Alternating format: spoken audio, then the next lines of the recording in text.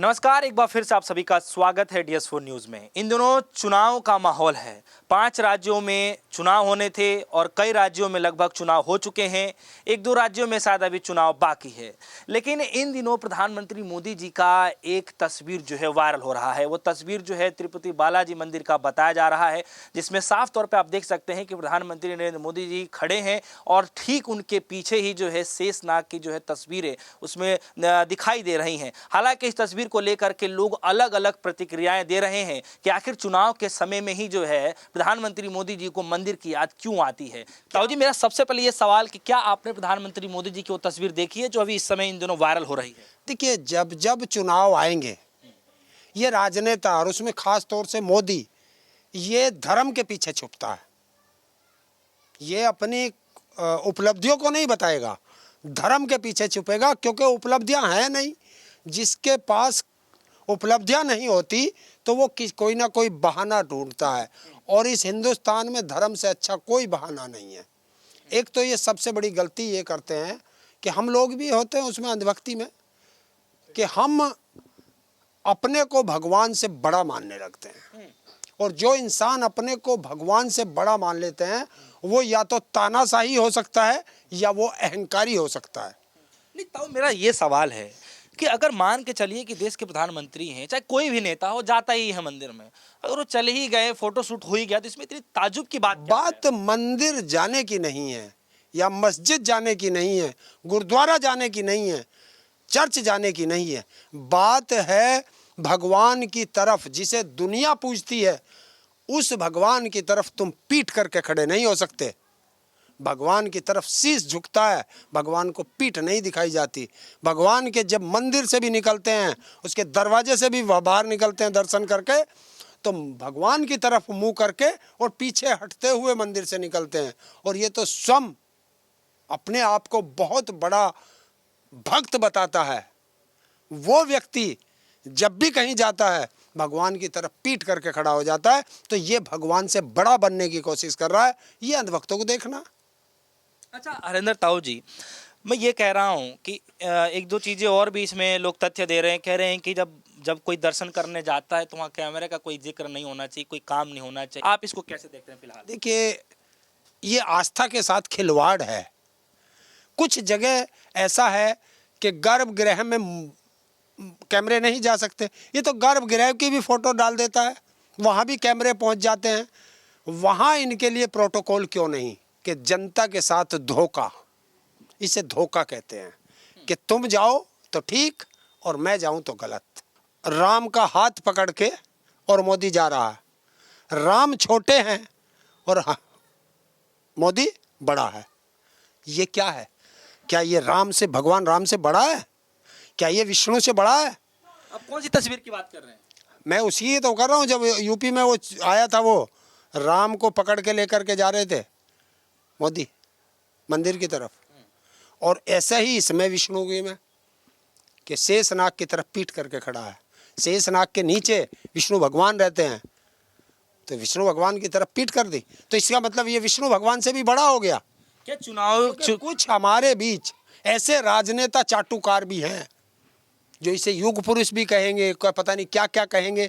तो मेरा सवाल ये है कि क्या इसको भी अब आप इलेक्शन से जोड़ के देखना चाहेंगे? क्योंकि लोग यही चर्चा करने के इलेक्शन का समय तब ऐसे देखने को मिल रहा है। कुछ नहीं है, पनौती, उस पनौती शब्द को हटाने के लिए ये अलग अलग ड्रामे किए जा रहे हैं ताकि जनता का ध्यान भट जाए। और अभी 5 राज्यों के रिजल्ट आ रहे हैं, तो उसके हिसाब से फिर वहाँ बताने के लिए कुछ नहीं है। तो उनसे ध्यान भटकाने के लिए, जनता सवाल ना करने लगे तो धर्म में ले जाओ उसके लिए। और जब ये 5 राज्यों की हार होगी ना, तब देखना किस तरह है बीजेपी वालों में आपस में। अच्छा हरेंद्र ताऊ जी, आप तो खैर राजनीतिक में मजे हुए लोग कहते हैं कि आप खिलाड़ी रहे हैं, राजनीति का बड़े पकड़ रखते हैं। सवाल ये है कि हाल ही में अभी चुनाव हुआ राजस्थान के अंदर में, आपने क्या कुछ देख पाया कि बीजेपी की तरफ से क्या क्या ऐसे एजेंडे रहे या फिर कांग्रेस की तरफ से जिस पे लगा कि नहीं कुछ भारी पड़ रहा? बीजेपी की तरफ से आप बता दीजिए। सबसे बड़ा वहाँ मुद्दा था जो पेपर लीक का मामला था, वो उठना चाहिए था। मैं किसी सरकार का एजेंडा नहीं चलाता, मैं जनता की आवाज़ उठाता हूँ। कोई भी सरकार है, किसी की भी सरकार है, गलत करेगी तो बताऊंगा। वहाँ पेपर लीक का सबसे बड़ा मामला था। उस पे ना कांग्रेस बोली ना बीजेपी बोली। क्यों नहीं बोली? तो ये एक थाली के चट्टे बट्टे हैं क्या दोनों? क्यों नहीं बोलते? बोलना चाहिए था। और वहाँ क्या चला?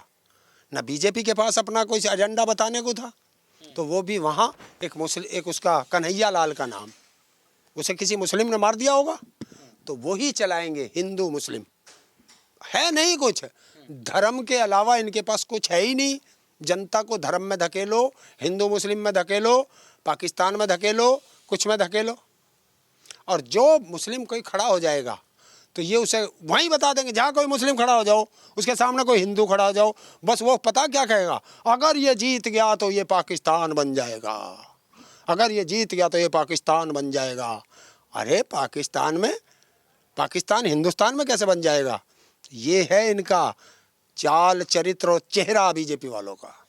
हरिंदर ताऊ जी, सवाल मेरा ये है कि इन दिनों चुनाव में, खास करके राजस्थान चुनाव में, जितना भारतीय जनता पार्टी के जो वादे रहे नहीं चल पाया, जितना कांग्रेस पार्टी के जो वो 7 वादे थे, चाहे जो उनका संकल्प पत्र था, इतना हाईलाइट नहीं हुआ जितना राहुल गांधी के मुख से निकला वो शब्द पनौती, इतना ज़्यादा हाईलाइट रहा। और सवाल ये बन जाता है कि पनौती शब्द जिनको टारगेट करके बोल रहे हैं राहुल गांधी जी, क्या आपको नहीं लगता कि थोड़ी संयमता बरतनी चाहिए थी उनको और ऐसे शब्दों से बचना चाहिए था? क्यों आपको एक शब्द क्यों मिर्ची लगती है कि प्रधानमंत्री है इसको कह दिया? आपको तब मिर्ची नहीं लगी जब वो फांसी की बात कर रहा। वो तो संवैधानिक पद पे बैठा देश का प्रधानमंत्री है। आपको जब मिर्ची नहीं लगी जब 50 लाख की गर्लफ्रेंड या 50 करोड़ की गर्लफ्रेंड कहा गया एक महिला को। आपको तब नहीं लगा कि जर्सी गाय का बछड़ा कहा गया, तब आपको नहीं लगा, तब आपको मिर्ची नहीं लगती। क्यों? और पनौती का मैं उदाहरण दे सकता हूँ। इसमें 10-20 मैच होते, उसके बाद इसमें फाइनल रखा जाना था, लेकिन ये देश को बरगलाने के लिए रखा गया था कि अगर इसमें फाइनल जीत गए तो नरेंद्र मोदी ने फाइनल जिता दिया। प्रोजेक्ट करते, इनकी तो बड़ी बड़ी योजनाएं थी उस मैच के चक्कर में। अच्छा हरिंदर ताऊ जी, एक सवाल और भी है कि 2-4 मिनट में ख़त्म करूंगा, सवाल एक दो है, थोड़ा शॉर्ट में आप आंसर दीजिए। सवाल ये है कि राजनीति का स्तर इतना गिर चुका है कि उधर से कोई कुछ और बोलता है, इधर से कोई कुछ और बोलता है, ये क्या राजनीति का स्तर? मुद्दों से ध्यान भटकाना, जनता के सवालों से ध्यान भटकाना। मूर्खों का सरदार उधर से कहा जा रहा है। हाँ, यही तो है, ऐसे ही कहेंगे। क्यों? कि जो हमारी पिच है तुम उस पर खेलो, तुम अपनी पिच तैयार मत करो चुनाव की। बेरोजगारी, शिक्षा, स्वास्थ्य, महंगाई, किसानों की एमएसपी, इन पर कोई बात नहीं करेगा। मैं तुझे गाली दूंगा, तू मुझे गाली दे, और जनता को गालियों में उलझा दो। तुम्हारे भक्त हमें गाली देने लगेंगे, हमारे भक्त तुम्हें गाली देने लगेंगे, जनता का ध्यान भटक जाएगा। शिक्षा, स्वास्थ्य, रोजगार, महंगाई, इन पर कोई ध्यान नहीं दे रहा। जो असली मुद्दे हैं इन पर आओ ना भाई। 10 साल तुमने सरकार चला ली, 10 साल में तुमने क्या किया वो आ जाओ मैदान में, लेकिन उस पर नहीं है, करा ही नहीं कुछ। तो हम तो सब अडानी को देते जा रहे हैं, देश बेचते जा रहे हैं, अडानी को देते जा रहे हैं। जब जब अडानी का नाम लिया जाएगा मोदी तिल मिला जाएगा। एक दो सवाल और है ताऊ जी, ये पनौती शब्द को लेकर के आपके मन में क्या कुछ चल रहा है? और पनौती जो है ये शब्द बोला कब जाता है, क्या है, कोई गाली है, क्या है पनौती? देखिए, पनौती शब्द असंसदीय भाषा तो है नहीं, क्योंकि असंसदीय भाषा होती तो इस पर अभी तक FIR दर्ज हो जाती। पनौती उसे कहते हैं जैसे कोई शुभ काम हो रहा हो और कोई बीच में आ जाए और वो काम बिगड़ जाए। यार, इस आदमी ने आके ये काम बिगाड़ दिया, ये पनौती है। इसकी वजह से, जैसे किसी की वजह से बार बार कोई काम खराब हो जाता है, तो ये वो पनौती शब्द बोलते हैं कि मनहूस है।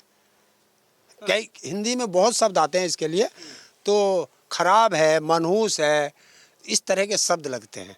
तो ये है, जिस तरीके से मैं बता रहा था, देश के प्रधानमंत्री को सोचना चाहिए कि राहुल गांधी को नहीं सोचना चाहिए थोड़ा? राहुल गांधी क्या है, विपक्ष को क्या देखना? विपक्ष का काम है जनता के मुद्दे फेंकना, वो तो सरकार को फेंकेंगे, सरकार को लपेटेगा। विपक्ष का काम क्या? विपक्ष के पास जनता की जवाबदेही नहीं होती है। विपक्ष के पास जनता की एक ही जवाबदेही होती है कि जनता की आवाज़ सरकार के माथे पर चस्पा करो, सरकार से लड़ो। ये विपक्ष का काम है। सरकार का काम क्या है कि जनता को सुविधाएं दो, जनता की परेशानियों को समझो, क्या दिक्कत है। क्योंकि आप पे पास पावर है, विपक्ष के पास पावर नहीं होती, तो पावर से लड़ा जाता है, और जो विपक्ष से लड़ता है वो मूर्ख होता है। चलिए, हमारे साथ थे हरिंदर ताऊ जी, जिनसे हम खासा बातचीत कर रहे थे। तमाम चुनावी गलियारों में जिस बात की चर्चाएं चल रही हैं उसी पे हम लोग भी चर्चा कर रहे थे, जानने की कोशिश कर रहे थे कि आने वाले चुनावों में जो है जो भी कुछ देखने को मिला वो कितना सही है। हालांकि राजनीतिक स्तर पे जो बोलने की जो स्थिति है वो दिन प्रतिदिन जो है वो गिरता जा रहा है। हालांकि अब सब कुछ नेताओं के हाथ में ही है। जनता तो सिर्फ अपना अधिकार जो है वोट देने का है, वो अपना वोट दे करके ही सब कुछ जताती है कि किसका साथ देना चाहती है। बहरहाल इस वक्त जो है आखिरी चुनाव जो है एक अलग स्टेट में रह गया है। उस समय के बाद जो है काउंटिंग होनी शुरू हो जाएगी और उस पर जो है पूरी जनता की निगाहें टिकी हुई हैं कि लोकसभा चुनाव से पहले जो 5 राज्यों के चुनाव हैं उसके नतीजे किस ओर जाने वाले हैं। फिलहाल आप सभी के मन में क्या कुछ चल रहा है, वीडियो कमेंट सेक्शन में जाकर जरूर बताइएगा। फिलहाल के लिए दीजिए इजाजत, देखते रहिए न्यूज़। धन्यवाद।